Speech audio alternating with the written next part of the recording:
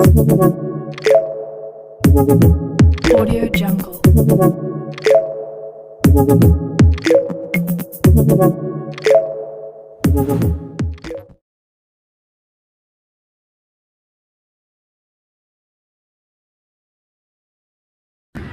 MC stand अपने hip hop का hero है, देसी हिप हॉप का हीरो है।